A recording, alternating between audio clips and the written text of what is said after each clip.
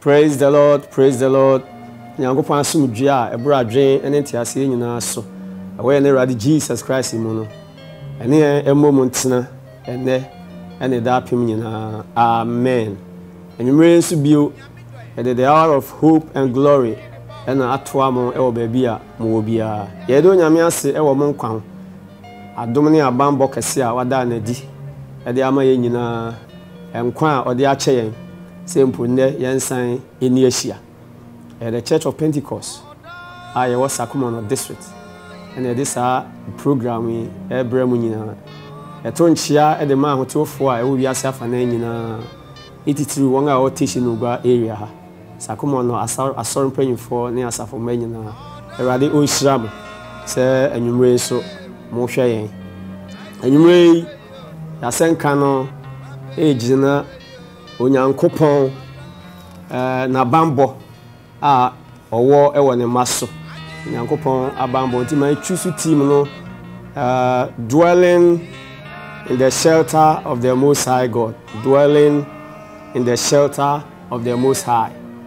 dwelling in the shelter of the Most High. Ososuru nino ehintabia, ososuru nino ehintabia. Amen. Muntu Yeho wakwa hojo sana nyunyam nuye kasi onu niye krahi tabia ye ori ma boni bi tuye o monto aye yinyum mano nane nyuma yanu kwari ishi ranka unya kupo monto aye inyum mano nane yuma yenu kwari ishi ranka unya kupon. Amen. Ya can kind if you trust him nimu. Sabri sa trust him ya can ye asɛm nipa bebree ade ma ɛwɔ mra ye wo mu a ya de kodie wuo huhu abesensen amansan kom pe bebree no asɛmpa kanfo asɔfo asɔra kandifo nyina ɛde sa bible test yi ɛna ɛhyɛ nipa mankro ɛno ana me bɔ mpa na abɛda makoma sɛ enwure yɛmfa mu adesua na yɛmfa nhyɛ yɛ ho den ɛntoa yakwantu a yɛtue ɛso mekenkan enyom ediokro baako Psalm 91. Psalm 91. They are ɔte ɔsusuru ni no hintabea etena hwedi ampon nwinu ase mese Awurade se me guan kobia ne ma bank ese me nyankopon a me de me ho meto so na ono na obegyew afiri ofirisunfo fidiem ene owuyade eseyem ode ne ntachra be kata oso na ne ntabanse ena wobekọ akọhye ochem ene ne nkatabo ede ne nokre wurinso anadu bumbo bema etu enam awia oyare domo a ene nam sumu ensan yade a ese ade awia kete apem etoto nchen na opidu etoto nifa wo de erenkan wo wani nko na wo de behwe na wahunu abonefo akatua na wo Awurade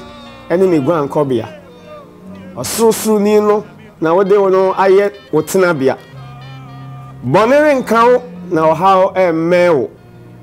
ntamadan na wahye na bofo amaw se wonhwa wo so wakwan nyina mu wobesrawo wonsem na onnan ampem obo ube nanti jata ene ehutia so ube tietie jata buruwa ene otwease so se na se ofra me hui meje no mema no so evise onimedi osufre me na meje no so mene no betena ahohia mu meyi no na mahye no anionyam mema no adi enkwatentene ame na mama no ahunu menkwagye hallelujah say yetena osusu ni no hintabia dwelling in the shelter of the Most High, dwelling in the shelter of the Most High. Adofonom sa Bible akenkan e de bosha hodo bebre ena eba na yedikan moate asese onyankopon boshe eye yiu ne ane onyo nipanti adandane eninimu onyo nipanti ontimi eni atro ontimi empa ne ho achi na onka semse no nsanye foforo ne boshe ne mu ena ane ene yiwo sa boshe ya wahye ye mepese ode wo to so anadwi ade bia wo famu no se onya Awurade mu gidi na ode wo to nyame boshe so a nyame he will make good his word asem biara waka e wo ne boshe mu no obema abam e wo so e wo ne brem ne di kan ya mepese wo hye ne so no se sa sam ya kenkan ye nyina no e kan Nyankopon moa boshe e moa ode be boa ye na moa no e ye bambo protection abambo dini edika pesa mehwe a osisu dua ewo mu ene se no harm will befall you boni bi enkan eye bosha emu odu boni bi enkan anajo fei pesa me nam Nyankopon asem so be hye nkura kese ebisa nsem a wosa samo ya kenkan mu no eye nkura nhyensem ntibra wo tie me na anajo yi me bon pa se ehu biara achichire wo Yesu di mu etunko kitinkiti bia achichire wo wadwene a ayekesene na atutu biara boshe nsem yi bekwa wiye no Awurade onye ofuru mu na onhwe wo so ne di kan am yesha ne so akenkan mu what verse 3 no say the Lord will deliver you from the snare of the fowler obejo afi ofirisunfo afidiem ofirisunfo afidiem ema me kai bra ne emamuwa ana ekosum no ma afidie ebi o ya de tai anamani didi nanim nan ho so a o mata so pa na bi aboniti no da form na odi meka ebi so a ye cage na ya pa no ma ba ko e de na tum na de aduane aka ho e wo cage nim esum afidie no ti anoma no a odemu a osu ekoba no ni nua besi so a onim se ya to na fidie esu na fidie o obesi cage ni so se na ya set cage na de aburo so agu onti na nitua ode na no so ba ko wa power da cage ni mu na abo no na ono so abehim na yayi no na de ne ko enti eba anoma ne so mpofiri mu a nani enna kwan ti enye nwanwa se Ecclesiastes chapter 9 okay kan Ecclesiastes chapter 9 the verse 12 now Ecclesiastes chapter 9 and the verse 12 or say enso onipa nim ne bre se empata a oyi won esew boni mu ene noma a oyi won fidie mu no sara na oyi nipa ma bre boni a eto won pofiri mu ebre boni timi tru nipa mpofiri mu anani na ne so wan ne susu se wiase nyina be jejeje o mra ye mu mu ama enne ahia akoto yen se ese obi a hyefie kasa hodo a kasa kese a manfo atoto nyina wo se o pakisi efie a untimi nante basa aba betu nipa saram aba betu nipa mpofrim senia esew etimi yi mpata ewo ensuom bra nani na senia ode dado atu ensuom de nam tua no na aboa nani na ne ho so na wo se okopaduane adi na eche no sara ena mpofrim esane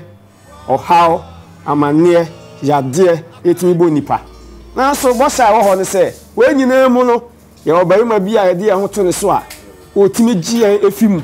na ato ye mpofrim nyina mu no owo ho tumi na owo ho aduro se ogie ede efremu se ofeso aka amen enti anchichemu so ewo ba bi akenkan nyom ne mu no Psalm 91 verse 7 o se apem etoto nchen na opidi toto unifa wo de ehode ya me de o se na wo de erenkan thousands shall fall on your left and on your right 10,000 at your but for you wo de enkan na wani wanko na wo de behu wani wanko na wo de behwe na wahu abonefo akatua adofonom pesa me hye nkran na me hye ogidie de se nyame asem eye nokore osonafo Paul eka se wokum ye da na nso ni din mu nti ye tena ase danger and death may come very close owuo ani amane ni esane atoyere ncham betimi aben pa ebetimi aben pa they may come very close but we will not be touched by it baba ben said then obehwim yen e de yen afim e say sa na bosha yakenkan na nadu ayo nyame asem esisi dia enye oni pasem de onyankopon asem danger and death may come very close but we will not be touched by it eti adofonom e Christopher a o wiase afana nyina ba bia la wutie mi enye bra ye botuni sabri na say sorry ni agina stand up for Jesus ye soldiers of the cross lift high his royal banner for victory is certainly ours enye bra this roni what na so dem ha jinchechira hodo watie nyame asem ahodo na ehye nkran na etenten na etutu anamo edu bra sese okanya ugidi na ma ugidi adwuma se ne onyame aka no ni mu na yi wo na ni mu na ame wo ne awaka no obeye enti nya bra sese o Kristo ni udi sironi bra se ugina se okofo ni enti so ugina wanamo so bo aboso tu samerade se enkonimdie efi eradim ebe ya odia enkonimdie efi eradim ebe ya wo chefa ishiranka erade de da eti onyame boshe no ejina ho pinti na ekura nsa no na verse 10 no say bonirin kan no how emme won tamadan no harm will ever touch you no harm will befall you no disaster will come near your tent eti ogidi ni nya reshem se sane atibia no erade say oh ma oh how emma won tamadan a wonderful promise of the protection of the Lord onyankopon abangbọ kese a enwo ho edema yeni ubetini age atuma na wonyi ntum na me de megitum se onyame na bangbọ no ewo ho edema yen ewo sa mrem it is quite dramatic eyade a eyanwanwa eyade a eyehu eyade a se de ho to so a erade obetumi aye ebi se nokafo ne na wa hyebọ no na ono anso na obeye inshiranka ni de da sa promise a eye onyankopon abangbọ kese no Okenkanya, he gives us even the ability to walk into danger, and that no harm will come to us. Or my own to me, my yetimi nante ewo adea ehu na adea eye adea ka ebe prayer adea nka ebe kuyemu erade to me man that ability my yetimi famu a hwe enye enti enye nwa say Yesu o share suafo ne den no osoma na o kan kire on Luke chapter 10 verse 19 or say, I have given you the authority to trample upon snakes and scorpions and to overcome all their powers. Mama mo kwan say muntieti awowo eni nyanya nkyere nkaka nyanya nkyere eso na bibia etimi ye den enye mo hwe bibia etimi enye mo hwe enti adofo no ma yeti ase preko se onyame ntaban na taban kese ekata eso ti o ma esa tumi no ma yetimi tieti awowo eni nkaka nkyere so a boni bia nya hwe ni etimi di won so enkonim enti nye nyame na banbɔ no nye no nko na ye kan wasem ne o man ya dom ni tumi a yetimi di tietia awowo ene nyanya nkyere so eyo nyankopɔn asem se woni obegye di a eye se wa nye ani so aye wankasa wasem ne o mebeka kyerɛ se wa kyerɛ we num ato hɔ amaye se ense na hɔ ebinom asi e wo bible abrɛ so a yen so aye won na brɛ wiase a ewie ato ye betimi di aye afuturo yebetimi di ye ho ato so ene sen se kan bible a enye den se ebehu obi ti se Daniel any David Daniel a wode ne kotu jata amuam amwa no donku ene jata anso ewo mu no wakyere kom nti wode wo mgu mu no bia aniwa ene ne a etu aniwa ekyere se wo Daniel na wieye aba se ne ti bia de be kye no a obekomu no na ekyere se ni ntade ye sinsan ntade animu ama wabobɔ ni nompem na so ede na ehu amasa jata oya abo a esrem se jata abodi na ode bɔ no na emoadoma nyina wo wie mu no ono na ye hene adenti na meka sa ewom se esoro ye kokroko a oso pa kye jata ye wo giraffe oye tenten a ogina wa ne koma ne konso a enya de ketwa owa pa na so wo muadoma nyina mu no jata ene ye ohene obobom e okwaye mu a obobom e woseso a na eho nyina ye din aboa bia epe ba bi din ti afa adenti hwese na jata site akokoduru a wo esura onsuro nti otimi to hye esono so se obeka na to fom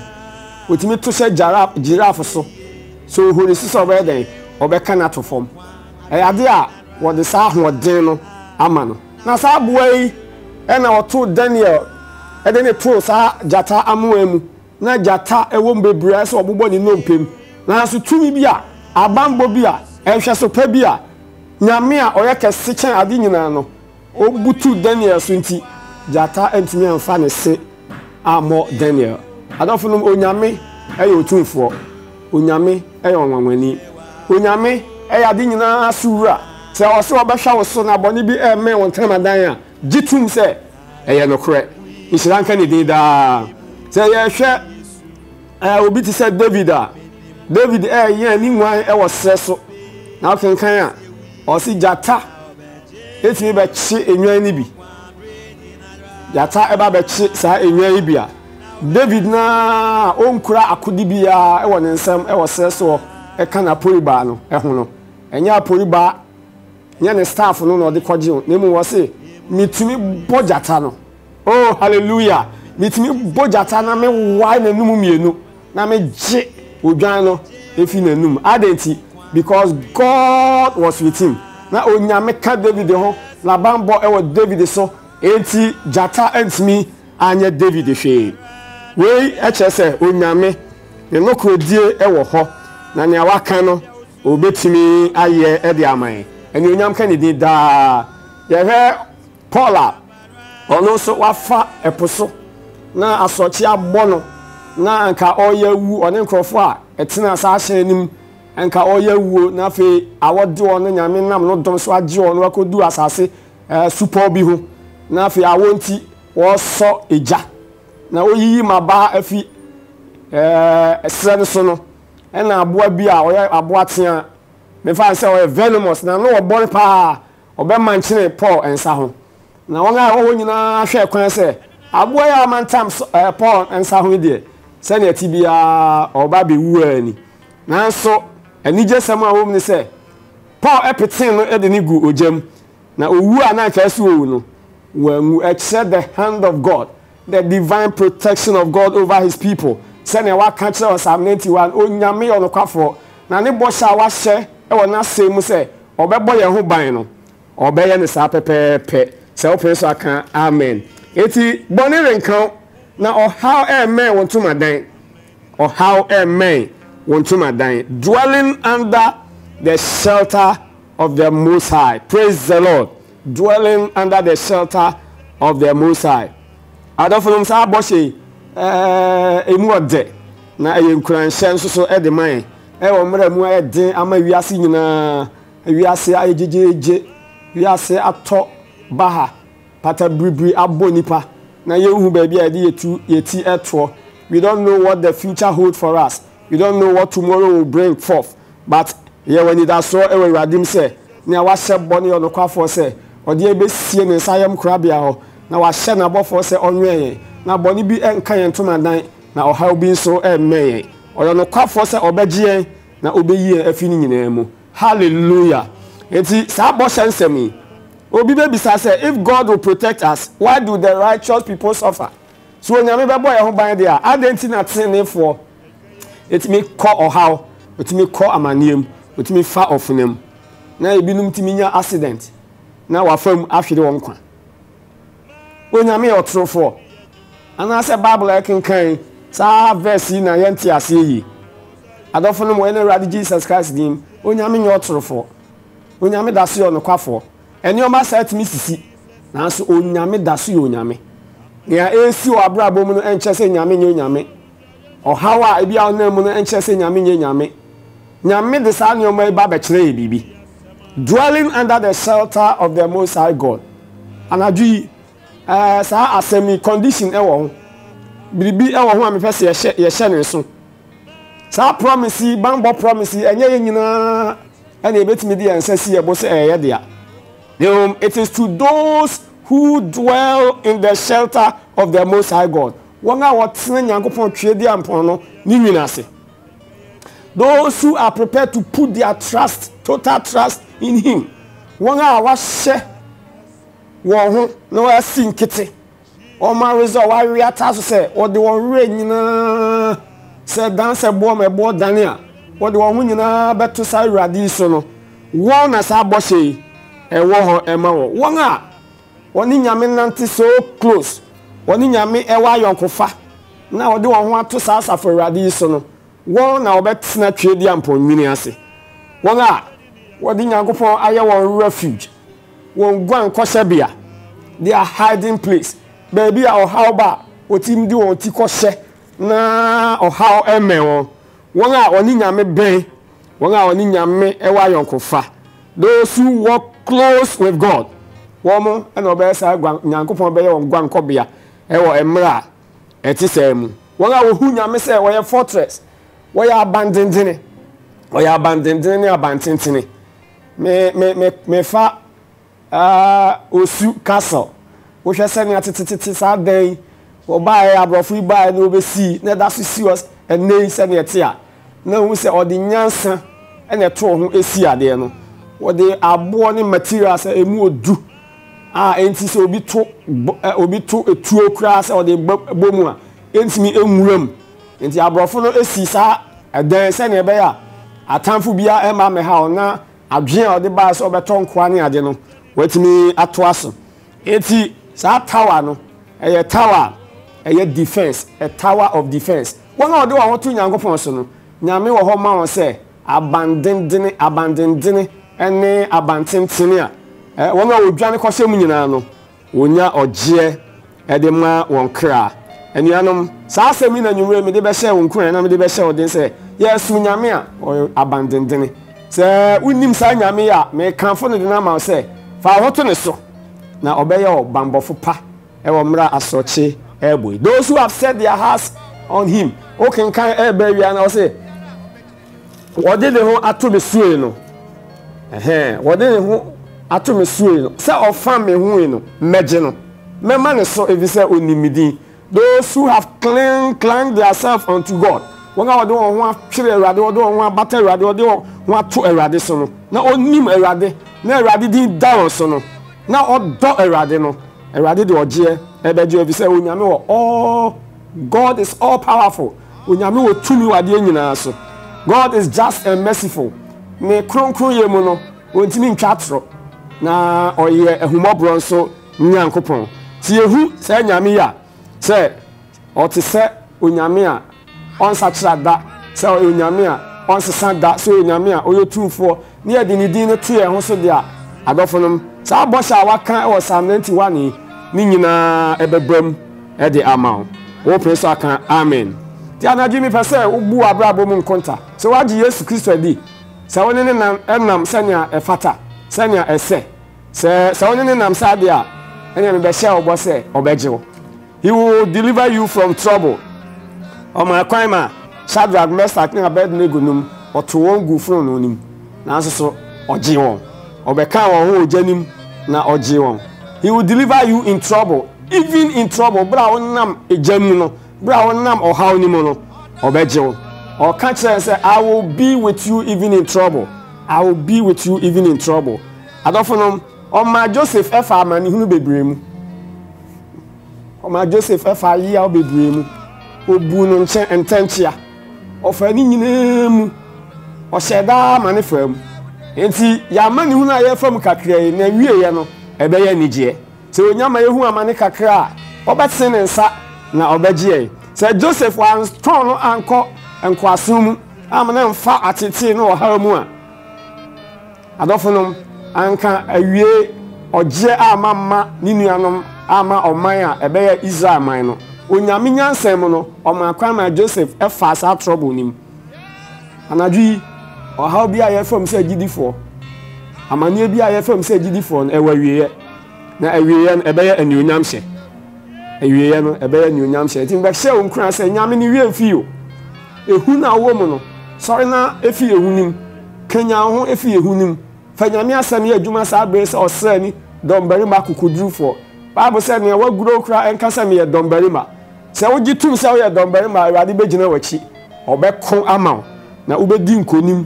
ɛwɔ yadeɛ so wobɛdi nkonim ɛwɔ adeɛ bi a ɛhyɛ wo so wobɛdi nkonim ɛwɔ haw bi a atete bi a wofam so efisɛ onyame na bambɔ ɛwɔ hɔ ɛdema God saves and God delivers onyame ɔgye nkwa onyame ɔgye nkwa otumi gye sɛnea itumi ahoɔden no esite eti adɔfo no ɛna Awurade Yesu Kristo dim anadwi bɔhyɛ ɛwɔ Psalm 91 ni mu no ɛna meeting ahyɛ wo nkran sɛ deɛ ɔte ɔsusuru ni hintabea no ɔbɛtena twɛdi ampɔnwini ase mesi Awurade sɛ me guankɔbea ne ma bankɛseɛ me Nyankopɔn a me de me ho me to ne so na ɔno ɛna ɔbɛgyew afi ofirisumfo fidie ɛne owuyadeɛ sɛ owuyadeɛ a ɛbɔ patabiribi owiase nyinaa no Awurade ɔbɛgye na wie ne ɛbɛto osana ɛbɛhyɛ ne din ne onyama ka sɛ nyame woyɛ ɔnokwafoɔ wobɔhyɛ tim wɔ yɛde yɛn to so no waama yɛn anim angu ase anadwo Awurade nhyira na ɔhyɛ wakoma den ɔmmoa na akɔso afa wo ho to ne so sɛ wonyini ni a ɛnɛ yɛ adom bread ma ɛnɛ yɛ nkwagye da wotie Awurade ne mprimu akoma bɔhyɛ no ɛwɔ hɔ ma wɔn a wagye adie abanbɔ no wɔ hɔ ma wɔn a wagye adie enti bɛbɛ sɛ wode ho ma Awurade saa bere na wosono no sɛ wɔ Awurade ɛna ɔkra agye nkwa a ɔbɛsɛ mu wo nkwa na nyinaa na daakye no sɛ owuo ba bɛto yɛ ne a yɛfi asase so kɔ a tenabea wasiesie ɔsoro a ɔde ama n'ahotefoɔ nyinaa ɛno wɔn nso so watumi aka ho bi sɛ wagye asɛmpa yɛ di a nhyira nka ho bɔ saa mpa yɛ di m'akyi megye di sɛ Yesu Kristo yɛ Onyankopɔn ba mebɔ ne nti na ɔbɛwu yi mebɛmbuo nti ɔsɔre fi awufuom gye ne di nna anadwofɛn na mefa ne yɛ me wura ne mekra agye nkwa mene ne bɛnante mɛhyɛ ne ntabanwi n'ase nti Awurade boa me Awurade nhyira wo na ɔnka wo ho sɛ woyɛ screen n'ase a numbers bi wɔ a yɛde agu hɔ wofra a ɛbɛma wo akwankyerɛ wobɛtwa mu afiri owu mu aba nkwam na wasetena mu no wonsuro efisɛ wɔ dɔmbarima a wogyina w'akyi na ɔbɛko aboa wo ɛwɔ akwan horow nyinaa. May the Lord bless you. May the Lord keep you under his wings. May the Lord be with you now and forever. In Jesus' mighty name. Amen. Everybody in Yankopon, what's them a no cre? Yet was say, was some of the man na a bosha hodua, in cranche be bree a womb. Sabria, nipa, ha, na ihu achichi nipa be bree. I won't qua, no who baby or do want tito. Woo hunti, ya dear hunti, everybody nipa dane and quay. And I was some a who a dear. Say, what I want to know, Chidi and Poniase. Or the was Susini Yankopon, a yo hintabiano, or Betsna Uchidi and Poniase. Ye boas of a red empire of your cancer. We need one I owe dear Obejo. Oma will be home and teach you, can you bring Nakoswa da Hoodi, Wasimu, Echa and Cran Credit to do Biara. He shall near come for say, we empire booty funti, what see you see a bisa diano, a background crown. And a radi Jesus Christ. Dina wama soche diena anko to dwena ekoto na techemenya epem kan se ono nkonia rade no ni dimu ene abom paye. Amen.